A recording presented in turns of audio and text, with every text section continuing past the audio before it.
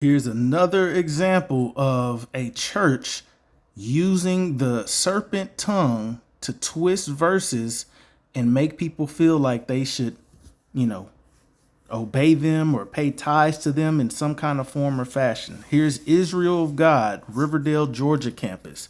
They say, "Do you pay tithes?" And they use Proverbs 3, 9 through 10, which is a verifiable verse. It says, "Honor Yahuwah with thy substance and with the first fruits of all thine increase." That's very true. Now, this is also something that you should know should happen when we're on the land, when we're in the promised land that he promised us in the covenant. That's when he said to do this. But this is something that people who are true believers try to do anyway, especially when we obey the Feast of First Fruits.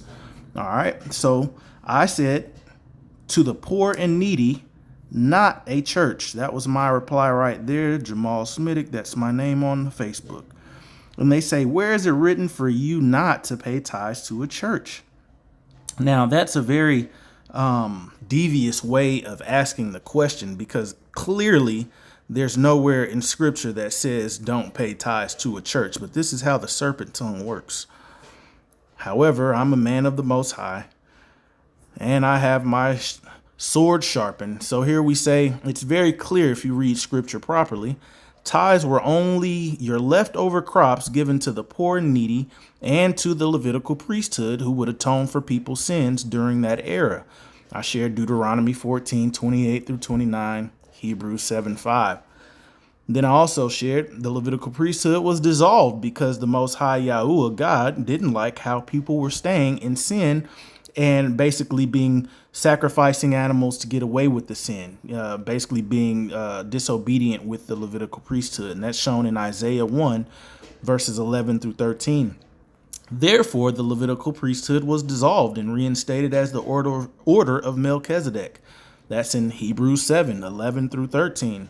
Then as in summary, tithing is no longer instituted anymore because there's no longer a Levitical priesthood, further substantiated by multiple verses saying that the Most High God, Yahuwah, cannot be found in a building. Acts 7:48, 17:24. There's also one in 1st or 2nd Chronicles I forgot to put.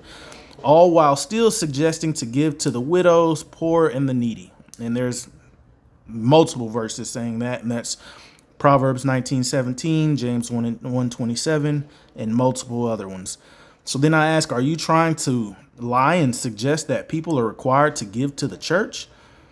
These are the congregations and pastors you need to be aware of, Jah'EL, all those out there who go to churches. 2 Peter 2, read 2 Peter 2, or you know what? Let's jump to scripture right now. 2 Peter 2. But there were false prophets also among the people, even as there shall be false teachers among you, who privily, which means to intend, who secretly shall bring in destructive heresies, even denying Yahuwah that brought them, and bring upon themselves swift destruction. And many shall follow their pernicious ways. What does that mean? Destructive ways, by reason of whom the way of truth shall be evil spoken of. And through covetousness, shall they with feigned words, so that's that serpent tongue, that deceptive words, make merchandise of you. So they're going to turn you into a product, exploit you. And whose judgment now of a long time lingereth not, and their damnation slumbereth not.